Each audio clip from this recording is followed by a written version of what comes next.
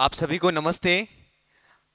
आज इस वीडियो के द्वारा हम ये चर्चा करेंगे कि जो कॉलेज लेक्चरर जो 2023 असिस्टेंट प्रोफेसर भर्ती परीक्षा 2023 हमारे सभी के सामने है, उस विषय को लेकर, उस भर्ती को लेकर लेकर हमारे सबके अंदर एक भय है कि कॉलेज लेक्चरर की तैयारी को कैसे करें। क्योंकि अपने आप में कॉलेज व्याख्याता भर्ती जो है, जो पद है, वह अपने आप में एजुकेशन का बहुत बड़ा पद है और उस बड़े पद को प्राप्त करने के लिए हमें मेहनत भी उतनी ही करनी है जितना वह पद है।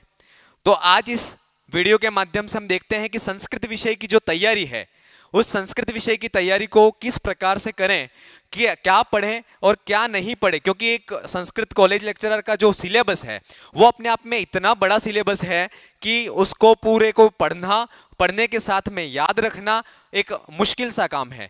लेकिन पूरा सिलेबस में वही पढ़ना है जो हमारे काम का है और जो हमें अच्छे से अच्छे नंबर दिला सके और उस कॉलेज व्याख्याता जो पद है उसको प्राप्त करवा सके।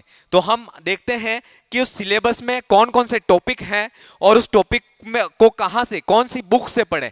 और एक जो ये पद है वह ऐसा पद है कि उसको गाइड के माध्यम से पढ़ने से सिर्फ काम नहीं चल सकता है, उसके साथ में ही हमें जो टेक्स्ट बुक है, ऑथेंटिक्स जो किताब है, जो अच्छे राइटर्स की किताब है, उसको पढ़ना बेहद ज़रूरी है।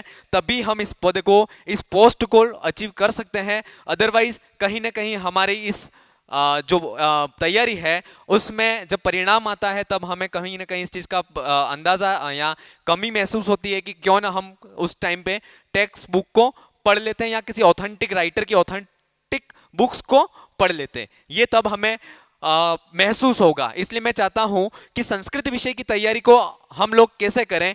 मेरा नाम अंकुर कोठारी, आप इस चैनल पर फर्स्ट बार आए हो, पहली बार आए हैं तो इस चैनल को सब्सक्राइब करें और लाइक करें इस वीडियो को। तो देखें, सबसे पहले जो कॉलेज लेक्चरर परीक्षा है उसका पैटर्न क्या है, उसमें पेपर कितने होते हैं, ये सारी चीजें अपन पहले देखते हैं कि इस भर्ती परीक्षा में इसका पैटर्न क्या है, पेपर कितने होते हैं, कितने मार्क्स के होते हैं और कौन सा टॉपिक कहाँ से हम पढ़ें, इस चीज को हम देखते हैं। लेकिन इससे पहले मैं एक चीज कहना चाहूंगा कि जब भी तैयारी करें वह तैयारी एक दिल से करें, क्योंकि आप सभी जानते हो इसमें पोस्टें बहुत ही कम होती हैं और उन कम पोस्टों में कंपटीशन बहुत ज़्यादा है। अभी वाली भर्ती जो है उसमें कंपटीशन बहुत ज़्यादा है, क्योंकि अभी सेट भी हाल ही में हुआ है हमारे सामने, तो उसके कैंडिडेट भी इसमें शामिल हुए हैं। नेट अभी हो चुका है, उसके कैंडिडेट भी शामिल हो रहे हैं। तो इस बार कहीं ना कहीं भर्ती में कंपटीशन ज़्यादा है, तो हमें तैयारी भी उतनी ही उस लेवल की करनी है, क्योंकि दिल से करना है। क्योंकि किसी ने कहा है, मिटा दे अपनी हस्ती को अगर कुछ मर्तबा चाहे, कि दाना खाक में मिलकर गुले गुलजार होता है। एक जो बीज होता है वह पूरे समर्पण से मिट्टी में मिल जाता है और वह एक समय ऐसा आता है कि वह वृक्ष का रूप ले लेता है। तो उसी प्रकार इस भर्ती में हमें जुट जाना है और जुटना ऐसा है एक पूरे समर्पण के साथ। जब भी चलें तब हमें इसी परीक्षा की याद आए, जब खड़े हो, बैठें, सोएं, जब भी कहीं पर भी रहें हमें इस भर्ती परीक्षा की याद आए और इसकी तैयारी को किस प्रकार से एक नया आयाम दे, जिससे हमारी जो तैयारी है वह शिखर को प्राप्त हो। ऐसा मैं आप लोगों से उम्मीद रखता हूं और ऐसी मेरी आप लोगों से मंशा है। अपन प्रारंभ करते हैं कि इस जो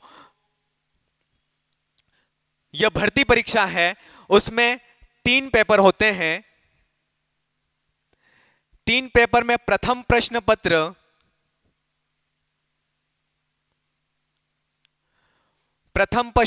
पत्र विषय का होता है, सब्जेक्ट का जिसको बोलते हैं। द्वितीय प्रश्न जो पत्र होता है वह भी विषय का होता है, द्वितीय प्रश्न पत्र वह भी सब्जेक्ट का होता है। और थर्ड पेपर, तृतीय प्रश्न पत्र, जीके का होता है, राजस्थान की जीके का।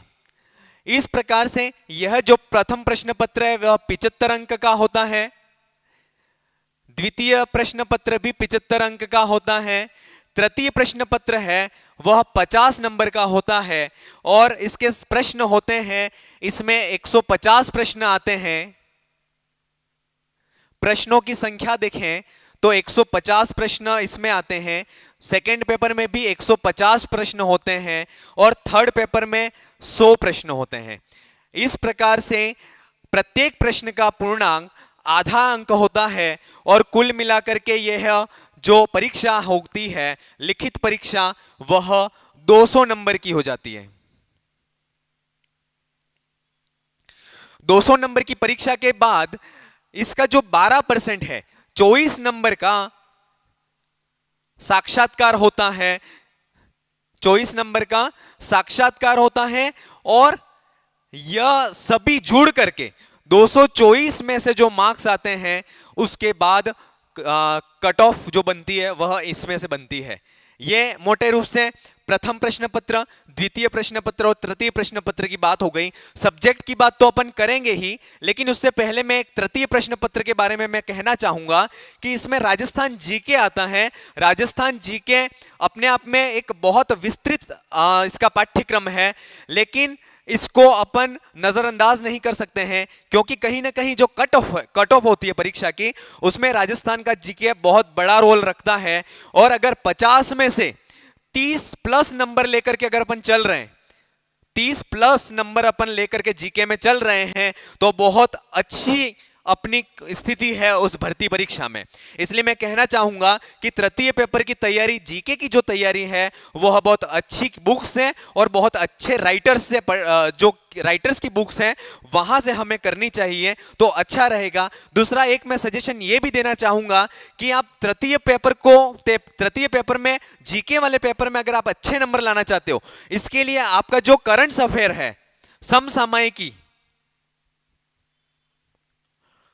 जो समसामयिकी करंट अफेयर, उसको आपको बहुत ही अच्छा करना पड़ेगा, बहुत ही अच्छा करना पड़ेगा। और इसमें भी जो आर्थिक समीक्षा है, आर्थिक समीक्षा, उस आर्थिक समीक्षा को बहुत ही डीप में जाकर के पढ़ना पड़ेगा, क्योंकि लास्ट ईयर जब भी हमारी वैकेंसी में भी जो आर्थिक समीक्षा थी वह पुरानी पूछ ली गई थी, लेकिन आर्थिक समीक्षा को हमें 2 साल की जो आर्थिक समीक्षा है उसका मोटा मोटा ज्ञान होना चाहिए, क्योंकि हो सकता है आर्थिक समीक्षा कहीं पुराने आंकड़े भी पूछ सकता है। वैसे आर्थिक समीक्षा मोस्ट ऑफ एग्जाम्स में जो करंट ईयर होता है, लास्ट ईयर जो होता है, वहीं से आते हैं, लेकिन फिर भी हमें उससे पहले के साल की भी आर्थिक समीक्षा मोटे मोटे तौर पर ज्ञात होनी चाहिए। तो तृतीय पेपर की बात यह हो गई कि हमें जो जीके है, उस जीके में जो पुराना जीके उसको तो पढ़ना ही है, उसके साथ जो करंट अफेयर है उसका भी हमें ज्ञान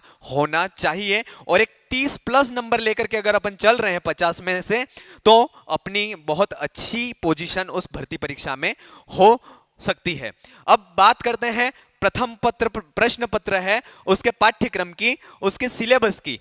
तो उसके पाठ्यक्रम में कौन कौन सी इकाइयां हैं और उसको कैसे पढ़ें कि जिससे हम बहुत अच्छे नंबर ला सकते हैं। तो पहली जो इकाई है वह वैदिक साहित्य है। इसकी जो पहली इकाई है वह वैदिक साहित्य है। वेदों से संबंधित जो साहित्य है वह इसकी पहली इकाई है। इसमें जो पहला टॉपिक है देवता, उसमें अग्नि, सवित्री, इंद्र, रुद्र, बृहस्पति, अश्विनी, वरुण, उषस और सोम, ये जो देवता हैं, उन देवताओं का हमें सामान्य परिचय पता होना चाहिए। इनके सूक्त नहीं पूछे जाते हैं। इंद्र सूक्त में से अंदर से कोई प्रश्न नहीं पूछा जाता। इनका मोटे तौर पे सामान्य परिचय हमें पता होना चाहिए कि देवता का, इस अग्नि देवता का ऋषि कौन सा है, इसमें छंद कौन सा है, कुल मंत्र कितने हैं, अग्नि देवता है उनके विशेषण क्या है। इस प्रकार के जो सामान्य प्रश्न है वह हमें इस टॉपिक इसके अंदर अंतर्गत पता होने चाहिए। जो दूसरा टॉपिक है उसमें यह है कि निम्नलिखित सूक्तों का अध्ययन, ये जो सूक्त है, अग्नि सूक्त है, इंद्र सूक्त है, पुरुष सूक्त है, हिरण्यगर्भ, नासदीय, वाक और उषस, ये जो सूक्त हैं, उन सूक्तों का मोटे तौर पर नहीं अपितु उसका डीप में नॉलेज होना चाहिए। जो अग्नि सूक्त है उसके जितने भी सूक्त हैं वो पूरे हमें याद होने चाहिए। इंद्र सूक्त है उसके सारे सूक्त हमें याद होने चाहिए, क्योंकि हूबहू सूक्तों में से लाइनें भी उठा करके एग्जामिनर पूछ लेता है कि प्रस्तुत पंक्ति कहां से ली गई है, तब हमें यह पता होना चाहिए कि यह जो पंक्ति है वह इंद्र सूक्त से ली गई है या अग्नि सूक्त से ली गई है या पुरुष सूक्त से ली गई है। ये सारी चीजें हमें पता होना चाहिए, क्योंकि इनका सामान्य परिचय तो हमें पता होना ही चाहिए कि भाई इस अग्नि सूक्त के ऋषि क्या हैं, ऋषि मंत्र क्या है, छंद क्या है, मंत्र कितने हैं, ये सारी चीजें हमें पता होना चाहिए। और इसके साथ में ही हमें इनके सूक्तों का भी परिचय होना चाहिए। इसके साथ ऋग्वेद के ये सारे सूक्त होने हैं। इसके बाद शुक्ल यजुर्वेद के शिव संकल्प सूक्त है, प्रजापति सूक्त है, ये इनका नॉलेज हमें होना चाहिए। और अथर्ववेद है उसका राष्ट्राभिवर्धन सूक्त, काल सूक्त और पृथ्वी सूक्त। इसमें जो पृथ्वी सूक्त है वह बहुत बड़ा सूक्त है, इसमें 63 मंत्र हैं और उन 63 मंत्रों का ज्ञान भी हमें होना चाहिए। और उसके जो इंपॉर्टेंट सूक्तियां हैं उन सूक्तियों का भी हमें नॉलेज होना चाहिए। जो भी हम किताबें पढ़ें उन किताबों में से एक रजिस्टर अलग से मेंटेन करें जिनमें स्पेशली इन सूक्तों की जो सूक्तियां हैं जो प्रीवियस ईयर के पेपरों में आ चुकी हैं, जो नेट के पेपरों में आ चुकी हैं, वहां हमें उस रजिस्टर में उनको मेंशन करना चाहिए। तीसरा जो है वह है वैदिक काल के विषय में विभिन्न सिद्धांत। अब वैदिक काल के संबंध में कि वैदिक काल प्रारंभ कहां से होता है उसके बारे में मैक्स मुलर, ए वेबर, जैकोबी, बाल गंगाधर तिलक, एम विंटरनिस, इन सब के अलग अलग मत हैं। और इसके बाद भारतीय परंपरागत मत भी है जो दयानंद सरस्वती का है। इस प्रकार से यह अलग अलग विभिन्न मत हैं।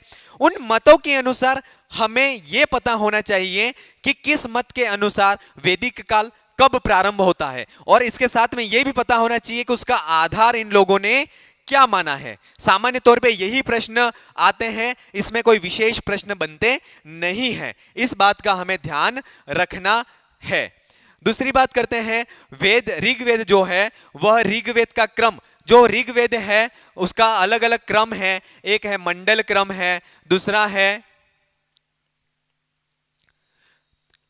मंडल क्रम आदि जो है वह ऋग्वेद के क्रम है, उसका हमें ज्ञान होना चाहिए। इसके बाद वैदिक जो संहिता है उन संहिताओं की जो विषय वस्तु है, किस संहिता में किसका वर्णन है, ऋग्वेद में किसका है, यजुर्वेद में किसका वर्णन है, सामवेद में किसका है, अथर्ववेद में किसका वर्णन है, जो वैदिक संहिता है उनकी विषय वस्तु भी हमें सामान्य तौर पर ज्ञात होना चाहिए। और जो इन संहिताओं के पाठ भेद हैं उनको विभिन्न विभिन्न प्रकार से किस प्रकार से पाठ भेद किए गए हैं उसका भी हमें ज्ञान होना चाहिए, और उससे रिलेटेड प्रश्न परीक्षाओं में पूछे जाते हैं। अगला जो टॉपिक है वह है ब्राह्मण एवं आरण्यक। बहुत ही इंपॉर्टेंट टॉपिक है। ब्राह्मण और आरण्यक में से प्रश्न 2 या 3 प्रश्न मोटे मोटे तौर पर आ जाते हैं, और ब्राह्मण और आरण्यक में हमें यही पता होना चाहिए कि किस वेद का कौन सा ब्राह्मण है, किस वेद का कौन सा आरण्यक है, और उन ब्राह्मण और आरण्यक की विशेषताएं क्या हैं। ये चीज हमें याद होना चाहिए। जैसे सामान्य लक्षण, इन ब्राह्मण और आरण्यक का सामान्य लक्षण, इनकी विशेषताएं और इनका प्रतिपाद्य विषय, इस किस ब्राह्मण में किसका विषय वर्णित है, और वहां उन ब्राह्मण या आरण्यक में जो सूक्तियां हैं उन सूक्तियों का भी प्रश्न परीक्षा में पूछा जाता है।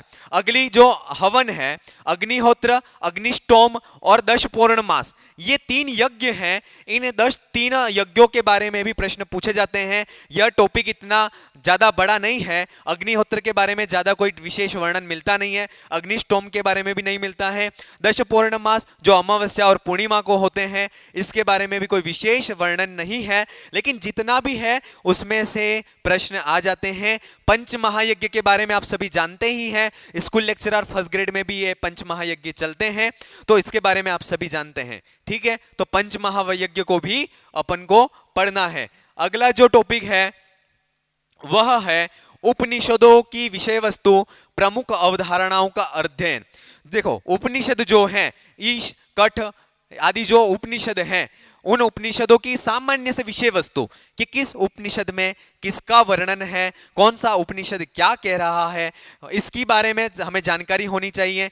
इसके बाद जो ईशोपनिषद है, कठोपनिषद है और तैत्तिरीयोपनिषद है, इस तीनों उपनिषदों के संदर्भ में हमें विशेष ज्ञान होना चाहिए। ईशावास्योपनिषद आप सभी ने पढ़ रखा है, इसका सामान्य परिचय आप सबको है। कठोपनिषद और तैत्तिरीय उपनिषद, इन दोनों के बारे में भी हमें ज्ञान होना चाहिए, इसके बारे में प्रश्न पूछे जाते हैं। तो ये जो 3 उपनिषद हैं, उन तीनों उपनिषदों को हमें थोड़ा सा डीप में जाकर के पढ़ना है, पंक्तिशः अध्ययन के द्वारा हमें पढ़ना है, ताकि इन उपनिषदों से रिलेटेड प्रश्नों को हम सही से कर सकें। आगे बात करते हैं वेदांगों का सामान्य परिचय एवं निरुक्त, शिक्षा, कल्प, व्याकरण, निरुक्त, छंद, ज्योतिष। ये जो निरुक्त है, ठीक है, निरुक्त में जो अध्याय पहला और दूसरा है, उसका विशेष अध्ययन हमें करना है। इसके बाद जो वेदांग हैं, शिक्षा, कल्प, व्याकरण, निरुक्त, छंद, ज्योतिष, जिनकी एक मानव आकृति के साथ में तुलना की गई है कि भाई शिक्षा को घ्राण कहते हैं, कल्पो हस्त, कल्प को हाथ कहते हैं, व्याकरण को व्याकरण, निरुक्त, छंद, ज्योतिष, इनको एक मानव के साथ में तुलना की गई है। तो उसका सामान्य से प्रश्न वहीं से आते हैं, लेकिन अब हमें थोड़ा सा और आगे जाकर के डीप में जाकर के इन वेदांगों को भी पढ़ना है। इसके बाद निरुक्त के जो 4 पाद हैं, नाम, आख्यात, उपसर्ग, निपात, इन चारों को हमें बहुत अच्छी प्रकार से पढ़ना है, क्योंकि गत परीक्षा में भी यहां से प्रश्न 2-3 प्रश्न आ गए थे, और निश्चित ये टॉपिक भी ऐसा ही है जहां से प्रश्न आते ही हैं और बनते ही बनते हैं। अगली बात करें, निरुक्त अध्याय जो है, निरुक्त जो है उसके अध्ययन के उद्देश्य और शब्दों की व्युत्पत्तियां, जो ये शब्द हैं, आचार्य, वीर, हृद, गो, समुद्र, अश्व, अग्नि, वृत्र आदि जो ये शब्द हैं, इन शब्दों की व्युत्पत्तियां निरुक्त में दी गई हैं, उसका भी हमें ज्ञान होना चाहिए। मोस्ट ऑफ सारे शब्दों की व्युत्पत्तियां एक या 2 प्रकार से दी गई हैं। 2-3 शब्द ऐसे हैं जिनकी व्युत्पत्ति अलग अलग प्रकार से, अलग अलग धातुओं के प्रकार से विभाजन करके उनका विभाजन किया गया है। तो हमें उस चीज का भी नॉलेज होना चाहिए, उसका भी ज्ञान होना चाहिए। अब बात करते हैं, ये सारी जो इकाई है उसको हम पढ़े कहां से, है ना?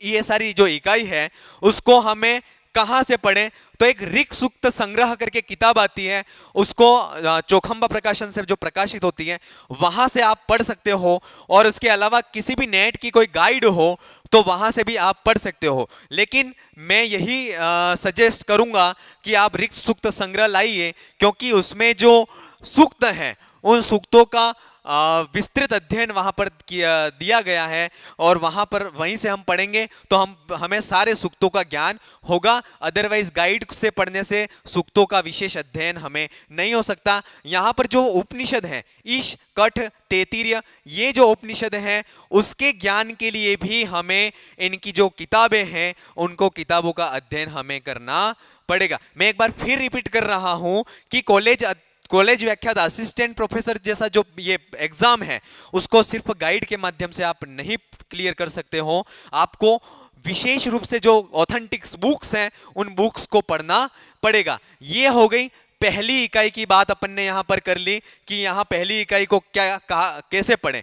दूसरी जो इकाई है वह है दर्शन। दूसरी इकाई है वह दर्शन से रिलेटेड है। दर्शन अपने आप में बहुत अच्छा विषय है। दर्शन अपने आप में बहुत अच्छा विषय है। दर्शन के जो प्रश्न है वह प्रश्न भी बहुत लिमिटेड प्रश्न है, और ये जो टॉपिक है वह इंटरेस्टिंग है। इसको पढ़ने में एक आनंद की अनुभूति भी होती है। उसमें जो पहली किताब है, पाठ्यक्रम में पहली पुस्तक है, उसका नाम है सांख्य कारिका, जिसके लेखक हैं ईश्वर कृष्ण। इनकी किताब में से हमें सिर्फ एक तो सांख्यों का प्रमुख सिद्धांत है सत कार्यवाद, पुरुष का स्वरूप है, प्रकृति का स्वरूप है, सृष्टि, विचार, प्रत्यय, सर्ग और कैवल्य, इसका ही अध्ययन हमें करना है। इसके अलावा हमें किसी का अध्ययन नहीं करना है। सत्कार्यवाद, असत्करणाद, उपादान, ग्रहणात आदि जो 5 कारण हैं सत्कार्यवाद के, उसको हमें देखना है। सत्कार्यवाद यही है कि जो कार्य है वह कारण में अव्यक्त रूप में स्थित रहता है, और वह समय आने पर वह जो कार्य है वह कारण से अव्यक्त अवस्था से व्यक्त रूप में परिवर्तित हो जाता है। उसी को सत्कार्यवाद कहा है, और उस सत्कार्यवाद के 5 हेतु बताए हैं। उसको आप जब किताब में से पढ़ोगे तब आपको पता चल जाएगा। अगली बात करते हैं सदानंद जी का वेदांत सार, जो वेदांत मतानुसार उनके धर्म से संबंधित है। उन्होंने उनकी जो वेदांत सार है वहां से हमें अनुबंध चतुष्टय पढ़ना है, अज्ञान का स्वरूप पढ़ना है, अध्यारोप और अपवाद पढ़ना है, और लिंग शरीरोत्पत्ति पढ़ना है। पंचीकरण सिद्धांत इंपॉर्टेंट है, ये पंचीकरण श्योर प्रश्न 1 या 2 या 3 प्रश्न पंचीकरण में से आते हैं। विवर्त और जीवन मुक्ति ये टॉपिक वेदांत सार से हमें पढ़ने हैं। अनंत जो अनुबंध चतुष्टय है उसके बारे में नाम, अधिकारी, विषय आदि जो भी हैं वह अनुबंध चतुष्टय के बारे में हमें पढ़ना है। विषय, अधिकारी, संबंध, प्रयोजन, ये जो अनुबंध चतुष्टय है उसका अज्ञान जो है उसका स्वरूप भी हमें वेदांत सार से देखना है। अगली जो बात है दर्शन का जो ग्रंथ है वह है तर्क भाषा, जिसके लेखक हैं केशव मिश्र। अब तर्क भाषा में सबसे पहले जो पदार्थ है उसको देखना है, इसके बाद कारण है, समवायी, असमवायी और निमित्त कारण, जो 3 प्रकार के कारण बताए गए हैं उसको पढ़ना है। प्रमाण में जो प्रत्यक्ष, अनुमान, उपमान और शब्द की बात यहाँ कही गई है तर्क भाषा में उसको भी हमें देखना है। जो ये किताबें हैं दर्शन की उसमें से पूरी किताब को नहीं पढ़ना है, उसमें से जो ये टॉपिक हैं इन टॉपिक का हमें विशेष ज्ञान होना चाहिए, और इनकी जो परिभाषाएं हैं वह हूबहू जो संस्कृत में लिखी हुई है वह हमें याद होनी चाहिए, क्योंकि परीक्षा में हूबहू परीक्षा में वृत्ति से वहां प्रश्न उठा करके आते हैं और वह तभी याद होंगे जब हमें वह याद होंगे। अगला जो ग्रंथ है वह है अर्थ संग्रह, लोगाक्षी भास्कर महोदय का है, और उनका जो धर्म का लक्षण है, धर्म की जो भावना वह शाब्दी भावना और आर्थी भावना और विधि एवं उसके प्रकार, इस टॉपिक में से, इस बुक्स में से हमें यही टॉपिक पढ़ने हैं कि धर्म जो है वो उसका प्रकार क्या है, शाब्दी भावना किसे कहते हैं, आर्थी भावना किसे कहते हैं, शाब्दी भावना की का संबंध किससे है, आर्थी भावना का संबंध किससे है, विधि के जो भेद हैं उसके बारे में हमें पढ़ना है। अगला है पातंजल योग सूत्र, और इस योग सूत्र में से चित्त भूमियां पढ़नी है, चित्त वृत्तियां पढ़नी है, और ईश्वर का स्वरूप और योगांग जो है, योग के जो अंग हैं उसको देखना है, और समाधि और केवल्य इनको भी हमें यहाँ देखना है। बात करते हैं सर्वदर्शन संग्रह में जो जैन मत है, बौद्ध मत है और चार्वाक, ये तीनों मत हैं वह नास्तिक मत है इनके, यह वेदों को अंगीकार नहीं करते हैं, वेदों को नहीं मानते हैं।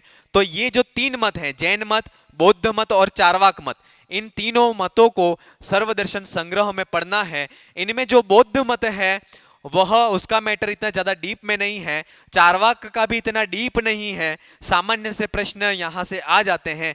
लेकिन जो जैन मत है, जैन मत की बात करें तो जैन मत को बहुत अच्छे से पढ़ना है, क्योंकि प्रश्न गत परीक्षा में भी जैन मत से ही आया था और थोड़ा सा प्रश्न डीप में से आया था, औदैहिक भाव या शायोक्षमिक भाव का प्रश्न उस समय आया था। तो जैन मत है, उस जैन मत को थोड़ा सा डीप में जाकर के पढ़ना चाहिए, जिससे सर्वदर्शन के जो प्रश्न है वह प्रश्न हमें बहुत ही अच्छी तरह से आए और सारे प्रश्नों के जवाब हम दे पाएं। अब बात करते हैं किताबों की। सांख्य कारिका की जो किताबें हैं वह यूनिवर्सिटीज में चलती हैं, आप किसी भी राइटर की ले सकते हो और उसको वहां से पढ़ सकते हो। वेदांत सार भी किताब, वेदांत सार भी चल रहा है कॉलेज में, आप वहां से पढ़ सकते हो। तर्क भाषा भी कॉलेजों में चल रहा है। लोगाक्षी भास्कर का अर्थ संग्रह में से ये टॉपिक पढ़ने हैं तो उसको भी आप किसी नेट की गाइड से पढ़ सकते हो। और सर्वदर्शन संग्रह है वह उमाशंकर ऋषि महोदय का आता है, वहां से आप इन मतों को, जैन मत, बौद्ध मत और चार्वाक मत को वहां से आप पढ़ सकते हो। इस प्रकार से ये दूसरी इकाई जो है वह दर्शन की हुई। और तीसरी इकाई जो है, इसकी तीसरी इकाई जो है वह है व्याकरण एवं भाषा विज्ञान। प्रथम प्रश्न पत्र की अपन बात कर रहे हैं। प्रथम प्रश्न पत्र की जो तृतीय इकाई है वह है व्याकरण और भाषा विज्ञान। जो व्याकरण है उसको अपन ने फर्स्ट ग्रेड की तैयारी में, सेकेंड ग्रेड की तैयारी में भी पढ़ा हुआ होता है। तो व्याकरण एक ऐसा विषय है जिसमें बहुत अच्छे नंबर अपन ला सकते हैं, लेकिन शर्त यह है कि व्याकरण को जब भी पढ़ें ऑथेंटिक बुक से पढ़ें, तभी हम उसमें अच्छे नंबर ला सकते हैं।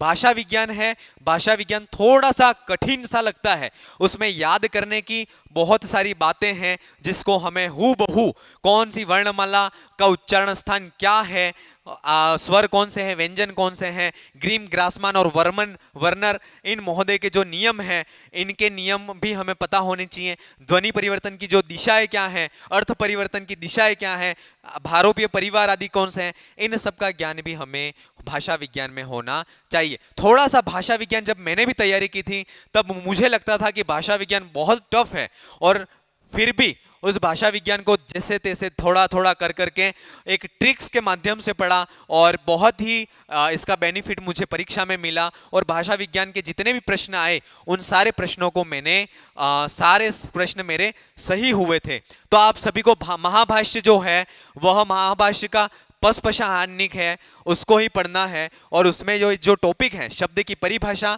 शब्द एवं अर्थ का संबंध, व्याकरण के अध्ययन के उद्देश्य, व्याकरण अध्ययन के जो उद्देश्य हैं, रक्षा, ऊह, आगम, लघु और संदेह आदि जो उद्देश्य हैं उसको पढ़ना है। व्याकरण की परिभाषा जो है उसको पढ़ना है, और साधु शब्दों के प्रयोग का परिणाम क्या है, और व्याकरण की जो पद्धतियां हैं उसको इन टॉपिकों को अपन को पढ़ना है। और व्याकरण में फिर लघु सिद्धांत कौमुदी, आप सभी ने सुन रखा है लघु सिद्धांत कौमुदी के बारे में, और वहां से अपन को समास प्रकरण पढ़ना है। और अगला एक प्रकरण है तिगंत। तिगंत में सिर्फ भू धातु और एद धातु, दो ही धातुएं पढ़नी है, भू धातु और एद धातु ही पढ़नी है। लेकिन भू धातु और एद धातु में जो विभक्ति हैं, जो इनके रूप हैं, वो सारे धातु रूप भी हमें याद होने चाहिए। और साथ में इनकी जो रूप सिद्धियां हैं, वह रूप सिद्धियां भी इनमें हमें याद होने चाहिए कि कौन सा सूत्र क्या कर रहा है। ये सारी चीजें हमें भू एवं एद धातु में पता होना चाहिए। बात फिर करते हैं कृदंत प्रत्यय की। कृदंत जो प्रकरण है उसमें पूर्व कृदंत है, कृत्य प्रक्रिया है, उत्तर कृदंत है। इन तीनों को हमें कृदंत प्रकरण के अंतर्गत पढ़ना है। और इसके बाद तद्धित में जो है वह अप्रत्यार्थक और मत्वीयर्थ जो प्रत्यय हैं उनको तद्धित प्रकरण में पढ़ना है। अगली बात जो है वह है स्त्री प्रत्यय। जो स्त्री प्रत्यय हैं, जो लघु सिद्धांत कौमुदी में दिए गए हैं, वही हमें पढ़ने हैं। और स्त्री प्रत्यय लघु सिद्धांत कौमुदी में बहुत सामान्य रूप से दिए गए हैं, तो हम वहां से इनको पढ़ सकते हैं। समास को लघु सिद्धांत से पढ़ना है, कृदंत को भी लघु सिद्धांत से ही पढ़ना है, तद्धित को भी वहीं से पढ़ना है, और स्त्री प्रत्ययों को भी वहीं से पढ़ना है। इसके बाद जो है वह परिभाषाएं जो हैं वह परिभाषाएं पढ़नी है। परिभाषाओं में सामान्य सा बहुत सरल सी ये डेफिनेशन है, और इसमें ज़्यादा कहीं पर भी हमें दिमाग लगाने की ज़रूरत नहीं होती है। और बहुत सी परिभाषाएं ऐसी हैं जिसको हमने फर्स्ट ग्रेड या सेकंड ग्रेड की तैयारी में हमने पढ़ी हैं। संहिता, गुण वृद्धि, प्रातिपदिक, नधि, घी, उपधा, अप्रक्त, गति, पद, विभाषा, सवर्ण, टी, प्रग्रह्य, सर्वनाम स्थान, निष्ठा संज्ञा, सर्वधातुक, आर्धधातुक, अंग, भ और सर्वनाम संज्ञा। इन सारी जो संज्ञा की ये सारे शब्द हैं, उन शब्दों की परिभाषाएं भी हमें मालूम होनी चाहिए। हाँ, एक विशेष कारक प्रकरण जो है इसका ज्ञान हमें बहुत अच्छी तरह से करना है। जो कारक प्रकरण है वह सिद्धांत कौमुदी से पढ़ना है, लघु सिद्धांत से नहीं पढ़ना है। इसको कहां से पढ़ना है? सिद्धांत कौमुदी से पढ़ना है। और सिद्धांत कौमुदी में जो कारक प्रकरण दिया गया है उस कारक प्रकरण को बहुत अच्छे से पढ़ना है, क्योंकि कारक प्रकरण का जो कारक प्रकरण के जो प्रश्न है वह सूत्रों से भी आ सकते हैं, सूत्रों के साथ में जो उदाहरण है उस उदाहरण से भी आ सकते हैं। उत्तमर्ण किसे कहते हैं, नमः के योग में कौन सी विभक्ति आती है, स्वधा, अलम इनके योग में कौन सी विभक्ति आती है। इस प्रकार से सूत्र के साथ में जो उनके उदाहरण हैं उन उदाहरणों को भी हमें सिद्धांत कौमुदी के आधार बना करके हमें करना है। फिर बात करते हैं भाषा विज्ञान। चलिए, भाषा विज्ञान जो है उसके लिए सबसे अच्छी जो बुक है, इसके राइटर जो हैं वह है भोलानाथ तिवारी जो हैं उनकी भाषा विज्ञान आती है, जो बहुत अच्छी किताब है। और इसी को आधार बना करके मैंने भी अपनी तैयारी की थी। जिनके इसके राइटर हैं भोलानाथ तिवारी, इनकी भाषा विज्ञान बहुत अच्छी आती है। वहाँ से हमें ये सारे टॉपिक जो हैं, भाषा की परिभाषा क्या है, उसके भाषा और वाक में अंतर क्या है, भाषा और बोली में अंतर क्या है, ये सारी चीज़ें, भाषा जो है वह उसका जो दायरा है वह विस्तृत है, जो बोली है उसका जो दायरा है वह शॉर्ट है, सीमित मात्रा में बोली जाती है, इसलिए उसको बोली कहते हैं। इनके परिवार मूलक और आकृति मूलक जो भेद हैं उसका भी वहाँ पर बुक्स में दिया गया है। इसके बाद स्पर्श, संघर्षी, अर्धस्वर, स्वर, ये जो वर्गीकरण है, इस वर्गीकरण को भी हमें ध्यान में रखना है। यह बहुत ही सरल है। रस्व दीर्घ प्लुत कौन से हैं, स्पर्श कौन से हैं, स्पर्श व्यंजन कौन से हैं, संघर्षी कौन से हैं, अर्धस्वर कौन से हैं। लास्ट ईयर अर्धस्वर का प्रश्न आया हुआ है, यह और वो जो है वह अर्धस्वर हैं। इस प्रकार से जो सामान्य नियम है, उन सामान्य नियमों को हमें पता होना चाहिए ताकि हम उन प्रश्नों को सही कर पाएं। अगला जो है वह ध्वनि संबंधी नियम, आप सभी ने पढ़ रखा है। ध्वनि संबंधी जो नियम है वह 3 लोगों के प्रसिद्ध हैं। कितने लोगों के प्रसिद्ध हैं? 3 लोगों के प्रसिद्ध हैं, और वह है ग्रीम, ग्रासमान और वर्नर। ये तीनों ने अपने अपने मत के अनुसार ध्वनि संबंधी नियम दिए हैं। तो इन तीनों के जो नियम हैं उन नियमों का भी हमें ज्ञान होना चाहिए। अगली जो बात करते हैं वह है ध्वनि परिवर्तन की दिशाएं तथा कारण। ध्वनि परिवर्तन की दिशाएं एवं कारण कौन से हैं, वाक्य का लक्षण क्या है और उसके भेद कौन से हैं। भारोपीय जो भाषा परिवार है उसका एक संक्षिप्त परिचय। जो भारोपीय परिवार है उसमें कौन कौन सी भाषाएं आती हैं, कौन कौन से वर्ग उसके अंतर्गत आते हैं, उसके भेद प्रभेद कौन से हैं, ये सारी चीजें अपन को पता होनी चाहिए। साथ में वैदिक, लौकिक, संस्कृत और प्राकृत भाषा जो है उनमें अंतर क्या है, और इनके संस्कृत और वैदिक है और जो लौकिक है उसमें उसका पठन पाठन का जो तरीका है वह क्या है, वह चीज़ भी हमें पता होनी चाहिए। और ये सारी चीज़ें जो हैं वह भाषा विज्ञान के अंतर्गत हमें मिलेंगी। भाषा विज्ञान अपने आप में थोड़ा कठिन सा सब्जेक्ट ज़रूर है, लेकिन उसकी तैयारी करोगे, ऑथेंटिक बुक से पढ़ोगे तो आपको कहीं कोई दिक्कत आने वाली है नहीं। अपनी तैयारी को एक नया आयाम दो, एक अपनी तैयारी को एक नई ऊंचाइयां दो। क्यों ना आप उस तैयारी या अपनी तैयारी से या अपने तरीके से उस परीक्षा जो असिस्टेंट प्रोफेसर भर्ती परीक्षा है उसको आप उस पद को प्राप्त कर पाओ। ये हो गई पहली जो प्रथम प्रश्न पत्र है उसकी बात अपन ने कर ली। और प्रथम प्रश्न पत्र में जैसा कि मैंने पहले ही बताया था 75 अंक का पेपर है और वह उसमें प्रश्न आते हैं 150 प्रश्न आते हैं, 75 नंबरों का यह पेपर होता है। जितना आप सभी लोग जानते हैं कि सब्जेक्ट अपने आप में लिमिटेड है और संस्कृत विषय एक ऐसा है कि सारे सब्जेक्ट्स की कट ऑफ को देखा जाता है तो संस्कृत की कट ऑफ बहुत हाई जाती है। ये सभी इस चीज़ से आप सभी लोग वाकिफ हैं क्योंकि आप लोग सभी एक मैच्योर हो और पता है, और बहुत से एग्जाम्स आपने फाइट किए हैं, बहुत से लोग एक किसी न किसी पद पे वर्तमान में कार्यरत हैं। तो ये चीज़ मेरे को कहने की ज़रूरत नहीं है कि जो संस्कृत की कट ऑफ है वह बहुत हाई जाती है। तो अपने विषय को बहुत ही अपने विषय में अपन को बहुत ही पारंगत होना है। अब अगली बात करते हैं तो वह है द्वितीय प्रश्न पत्र। द्वितीय प्रश्न पत्र है, उस द्वितीय प्रश्न पत्र की जो पहली इकाई है वह पहली इकाई है काव्यशास्त्र। ठीक है, काव्यशास्त्र में जो है वह जो नाट्य शास्त्र है भरत मुनि ने लिखा है उसका पहला अध्याय, द्वितीय अध्याय और छठा अध्याय, ये 3 अध्याय हमें पढ़ने हैं। सिर्फ नोट्स से पढ़ने से कुछ नहीं होगा। इनकी जो किताब के अंदर जो श्लोक हैं उन श्लोकों के माध्यम से हमें उसकी व्याख्या के द्वारा पढ़ना है, तभी हम नाट्य शास्त्र के जो प्रश्न हैं उन प्रश्नों को कर पाएंगे। जो 10 रूपक है, 10 रूपक है, उस 10 रूपक का पहला प्रकाश और तीसरा प्रकाश जो है उसको पढ़ना है। और इसके साथ में काव्य प्रकाश, जिसके बारे में आप सभी जानते हो, मम्मट ने इसको लिखा है। और जो काव्य प्रकाश है, इस काव्य शास्त्र की यूनिट में काव्य प्रकाश एक ऐसा ग्रंथ है जो अपने आप में, सिर्फ इस द्वितीय प्रश्न पत्र की बात करें तो जो काव्य प्रकाश है उस काव्य प्रकाश में से बहुत ही ज्यादा प्रश्न आते हैं।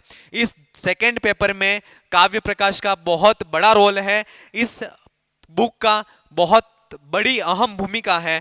तो काव्य प्रकाश को बहुत ही अच्छी प्रकार से हमें पढ़ करके जाना है। इसकी जो वृत्ति वाला भाग है उसको विशेष रूप से बहुत अच्छी तरह से पढ़कर जाना है, और उसमें भी विशेषकर जो ये अलंकार हैं उन अलंकारों की जो उदाहरण हैं, उन अलंकारों के उदाहरण और उदाहरणों के बाद जो वृत्तियां हैं उस वृत्तियों को भी बहुत अच्छी प्रकार से हमें याद करना है। काव्य का जो लक्षण है तद दोषो शब्दार्थो सगुणावलंकृति पुनः क्वापी, इसमें क्वापी शब्द क्यों आया है, तत्पद किसके लिए आया है, विशेषण क्या है, विशेष्य क्या है इस परिभाषा में, ये सारी चीजें हैं वह काव्य लक्षण में पता होना चाहिए। और इसके बाद काव्य जो प्रयोजन है वह पता होना चाहिए, काव्य हेतु क्या है जो वह पता होना चाहिए, काव्य भेद कौन से हैं, उत्तम काव्य, मध्यम काव्य, गुण, उत्तम काव्य, उत्तम अधम काव्य, ये जो तीन भेद हैं वह काव्य भेद पता होना चाहिए,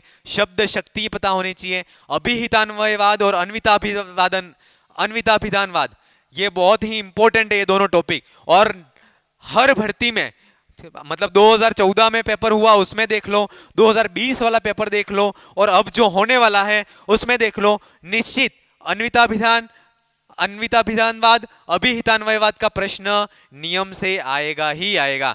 अगला है रस स्वरूप और रस सूत्र विमर्श, ये जो है इसका भी प्रश्न आएगा ही आएगा। और जो रस दोष हैं उन रस दोषों के जो एग्जाम्पल हैं उन एग्जाम्पल में से जो उदाहरण हैं उन उदाहरणों में से प्रश्न जो हैं वह आते हैं। इस चीज का हमें विशेष ध्यान रखना है। काव्य जो गुण है, माधुर्य, ओज और प्रसाद, इन गुणों की परिभाषा, इन गुणों के जो व्यंजक हैं उन व्यंजक शब्दों का ज्ञान हमें होना चाहिए, इनकी जो परिभाषाएं हैं, इनके जो उदाहरण हैं उनका भी हमें ज्ञान होना चाहिए। अब अलंकार की बात करते हैं तो जो ये अलंकार हैं उन अलंकारों का भी हमें ज्ञान होना चाहिए, अलंकार के साथ में उसके उदाहरण और उदाहरण के साथ में ही उसकी जो वृत्तियां हैं उस वृत्तियों का भी हमें ज्ञान होना चाहिए। तो मैं इस यूनिट में ये कहना चाहूंगा काव्य शास्त्र में कि जो काव्य प्रकाश है उस काव्य प्रकाश को कह सकते हैं कि इसको घोट करके हमें पी जाना है, तभी ये जो सारे प्रश्न हैं वह हमसे सही होंगे। अगली जो किताब है जो है उसका नाम है साहित्य दर्पण, जो विश्वनाथ ने लिखी है, और उसमें जो काव्य की परिभाषा है उसको देखना है, वाक्यम रसात्मकम काव्यम। और जो विश्वनाथ हैं उन्होंने अन्य जो जिन्होंने काव्य की परिभाषाएं दी हैं उनका खंडन किया है विश्वनाथ ने का साहित्य दर्पण में, वह मुख्य रूप से इंपॉर्टेंट है और वह परीक्षा में पूछा जाता है। जो अन्य मतों का जो खंडन किया है साहित्य दर्पण में विश्वनाथ जी ने, वह परीक्षा में पूछा जाता है। जो शब्द शक्तियां हैं, अभिधा, लक्षणा और व्यंजना, उसके बारे में पूछा जाएगा। संकेत ग्रह के उपाय कौन कौन से हैं वह पूछा जाता है। और इसके बाद जो रस है, श्रृंगार, हास्य, करुण आदि, उसके रस और रस भेद और स्थायी भाव, इनके प्रश्न भी पूछे जाते हैं। और नाटक का लक्षण और महाकाव्य का लक्षण हमें सभी को याद होना चाहिए। नाटक के भी कुछ श्लोक हैं, वह श्लोक में जो इंपॉर्टेंट बातें हैं वह हमें नोट्स के माध्यम से लिख लेनी है और वह याद कर लेना है। महाकाव्य के भी जो श्लोक हैं उन श्लोकों को, उसके लक्षण के जो श्लोक हैं उसको याद कर लें कि भाई महाकाव्य में जो नायक है वह कैसा होना चाहिए, नाटक का जो नायक है वह कैसा होना चाहिए, कितने नाटक में कितने अंक होने चाहिए, महाकाव्य में कितने सर्ग होने चाहिए, ये सारी चीज़ें इनके लक्षणों में हमें पता होनी चाहिए। और जो रूपक के भेद हैं, नाटकम प्रकरणम भाण प्रहसन डीम व्यायोग समवकार विथ्यंगे हम मृगा इति, तो ये जो रूपक के जो 10 भेद हैं इन 10 भेदों के बारे में भी हमें पता होना चाहिए। और इनके श्लोक दिए गए हैं कि कौन से रूपक का नायक कौन सा होगा, किस रूपक में कौन सा रस होगा, उसका जो रस है वह कैसा होगा, उसमें अंक कितने होंगे, ये सारी चीजें रूपक के अंतर्गत आती है। फिर बात करते हैं ध्वन्यालोक की। ध्वन्यालोक जिसके रचयिता आनंदवर्धन है, उसके प्रथम उद्योत को ही अपन को पढ़ना है।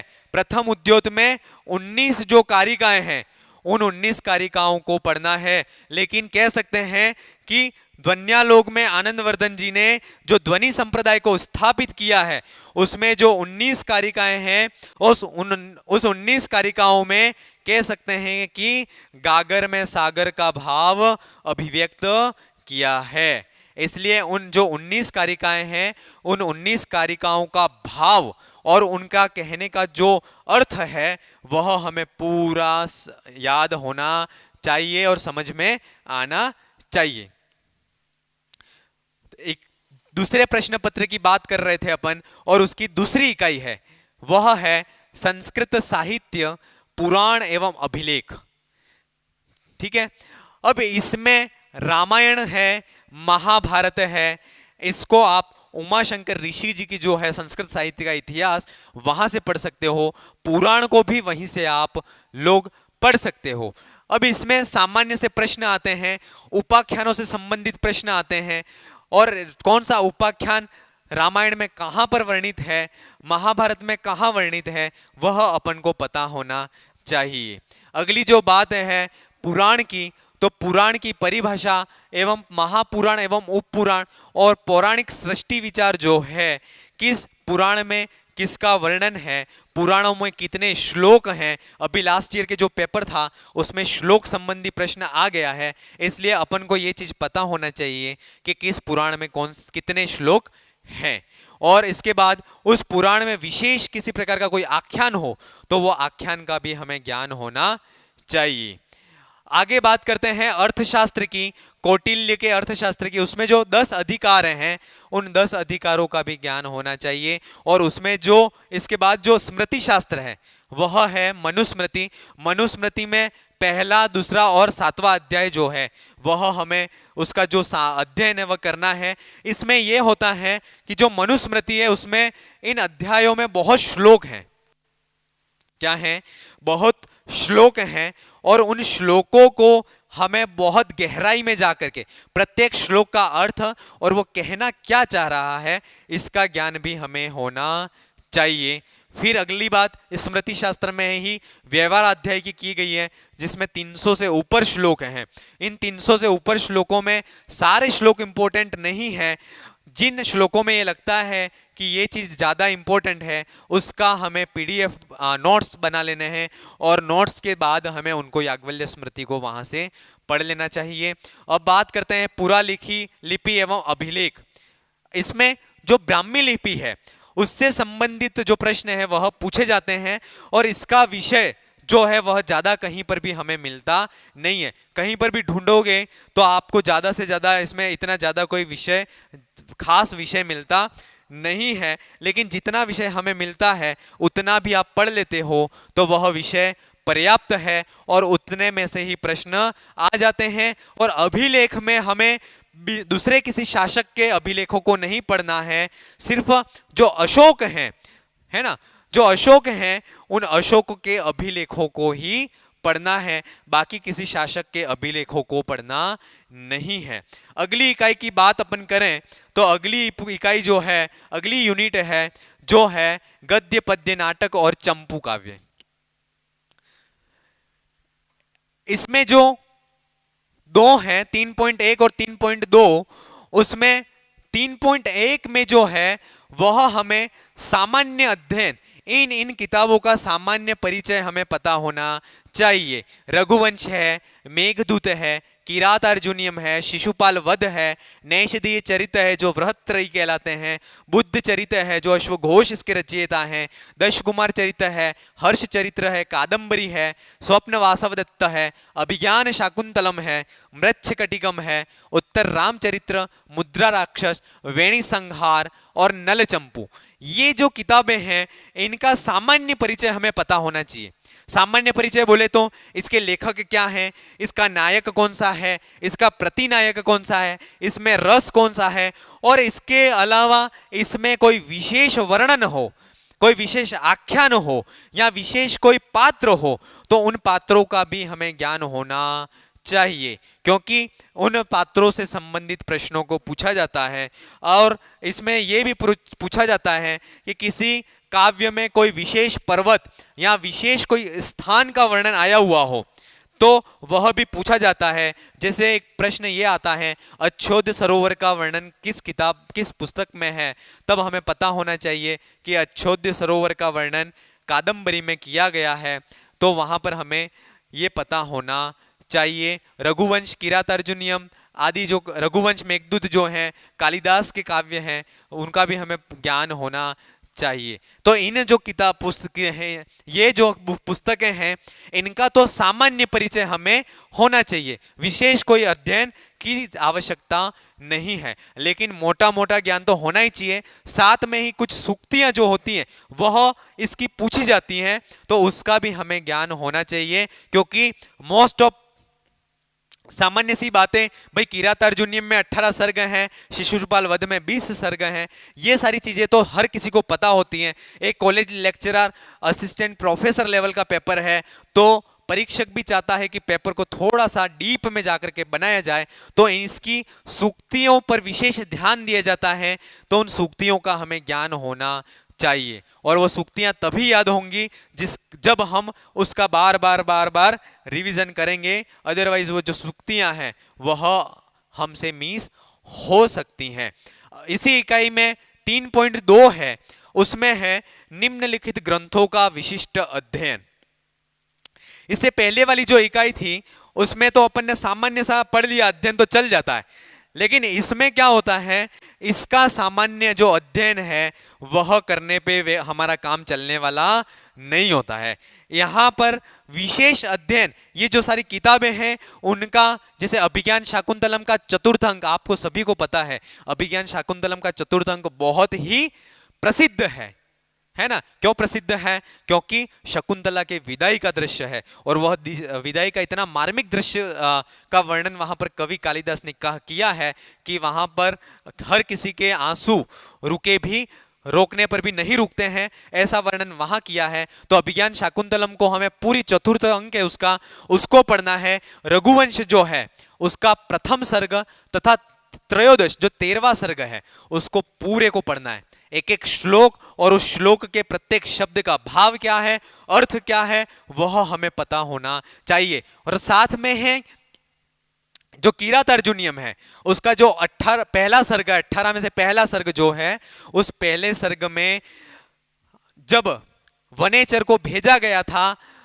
वहां राज्य शासन के निगरानी के लिए, तो उसका जो वर्णन है वो वापिस आता है, और वो वहां पर आकर के जो चीज बताता है युधिष्ठिर से आकर के, तो उसका जो वर्णन है, तो कौन सी बात किसने कही है, कौन सा श्लोक किसने कहा है, कौन सा दुर्योधन वनेचर ने कहा है, कौन सा द्रौपदी ने कहा है, कौन सी सूक्ति किसने कब कही, ये सारी चीजें हमें किरातार्जुनीयम में पता होना चाहिए।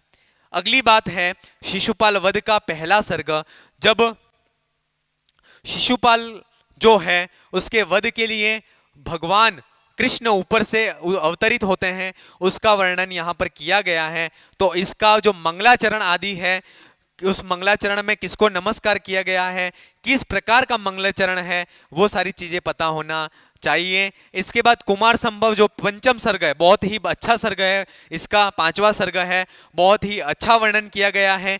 जब पार्वती शिव को पति के रूप में प्राप्त करना चाहती हैं, तब वह हिमालय पर जाकर के तपस्या को करती हैं, और तपस्या को करते हुए वह किस प्रकार से शिव को प्राप्त करती हैं, इसका वर्णन यहाँ पर किया गया है।